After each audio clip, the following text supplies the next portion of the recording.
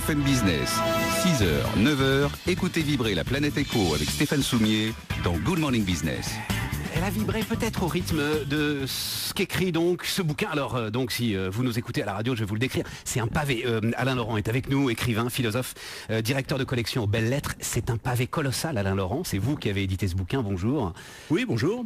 1200 pages, 1200 pages, écrit toute petite sur du papier Bible, avec des monologues de 30 à 40 pages parfois quand même, Alain Laurent. Oui, alors, ça surréaliste comme bouquin quand même. Ça s'insère évidemment dans tout un récit haletant, c'est un thriller en même temps, mais il est truffé en effet d'un certain nombre de développements qui expliquent le pourquoi de l'action qui se déroule dans le récit. C'est un thriller, il y a un côté, je vais le dire aussi, collection Harlequin, parce qu'il y a une espèce de petite histoire d'amour entre une jeune entrepreneuse, oui, il y a une femme, Ayn Rand, l'écrivain est une femme. Très en avance pour l'époque. Absolument, absolument, qui est amoureuse alors, justement, de telle région. J'ai l'impression qu'elle est amoureuse un peu du dernier qu'elle croise quand même, cette jeune femme, mais enfin bon.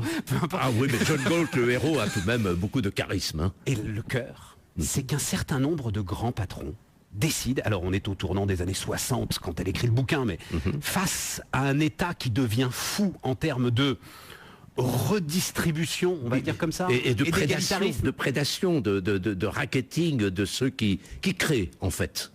Il décide de faire la grève. Oui. Ce ne sont pas que les patrons, ce sont les créateurs. Il y a des artistes également dans la bande. Donc tous ceux qui créent quelque chose d'innovant et qui espèrent en retirer une récompense, en effet, en termes d'argent, en termes de notoriété, etc., ce sont ceux-là qui décident de s'abstenir, de produire, de créer, d'entreprendre, parce qu'ils en ont assez.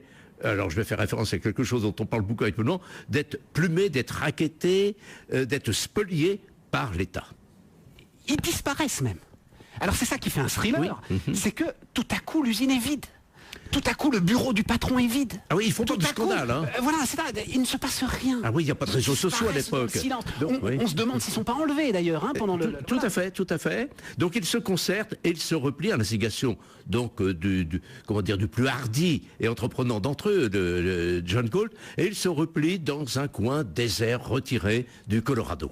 Et ils attendent que tout s'effondre parce que ce sont eux qui supportent tout l'ensemble de l'État. Donc ils disent, si on s'abstient en effet d'entreprendre, de gérer nos entreprises, etc., tout va foutre le camp. On ne fera que parachever un travail destructeur entrepris par le gouvernement. Et ils font ça parce que, disent-ils, alors oui, c'est vrai que vous avez employé des termes modernes, et je vous en remercie Alain Laurent, mais en fait, c'est écrit très très précisément dans le bouquin.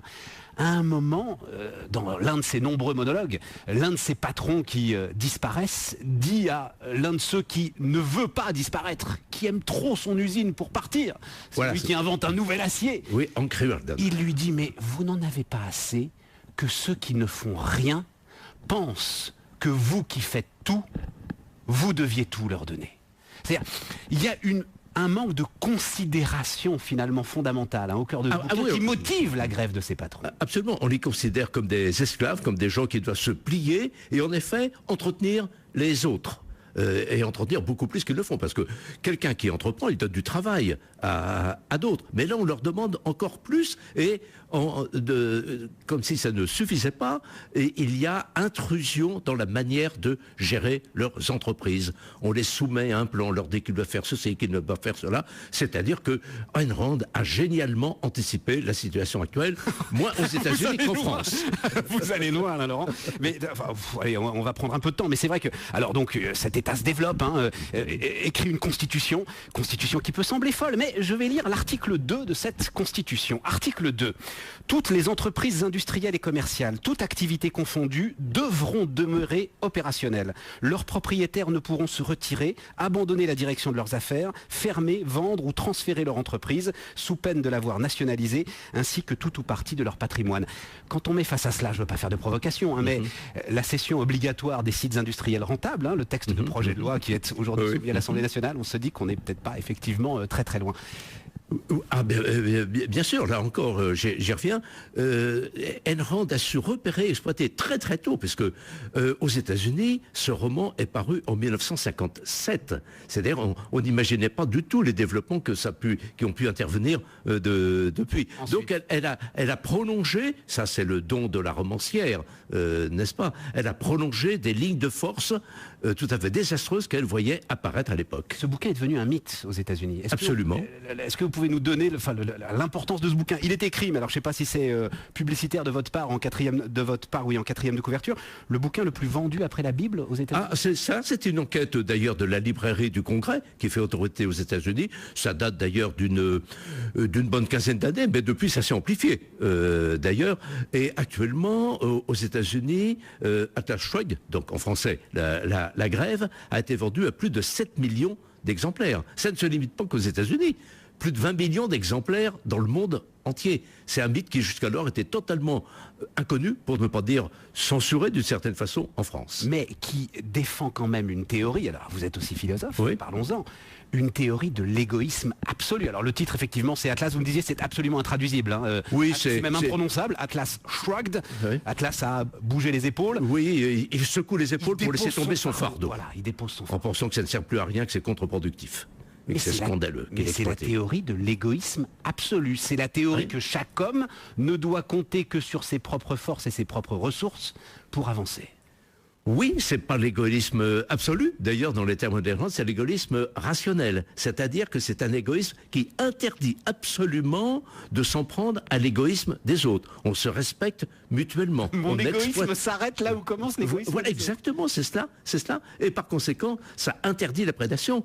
C'est ce qu'elle reproche, d'ailleurs, aux gens de l'État, d'être des gens qui ne produisent rien et de vouloir s'emparer de la richesse des autres pour, à des fins clientélistes, en gros, en entretenir d'autres. C'est donc exploiter en effet les créateurs. Mais en ce qui concerne l'égoïsme, c'est tout de même un égoïsme extrêmement respectueux de celui des autres, de la liberté des autres. On vient à quelque chose de très classique. Ah ça, pour respecter la liberté, on respecte la liberté. Un petit peu comme, mais on le dira, un petit peu comme, sans doute, le loup respecte la liberté des moutons dans la bergerie. Ah, pas du tout, parce que le loup dévore les moutons. Et il n'en est pas question dans la philosophie d'Ayn Rand. Ouais, c'est ça.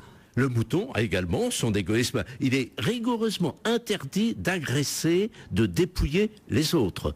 Chacun gère sa vie comme il l'entend. Il choisit lui-même éventuellement qui il veut aider, mais personne n'a le droit de lui imposer. Son influence aux États-Unis. Son influence était énorme. Il faut voir à quel point. Je voyais il y a quelques jours un film de Woody Allen, son dernier, To Home With Love.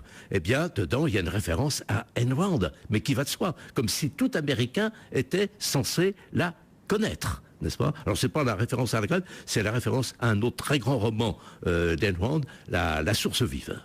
Vous l'avez donc traduit en français, publié il y a à peu près un an, alors que le bouquin de 57, c'est quand même assez dingue. Voilà, alors Est-ce qu'il se vend?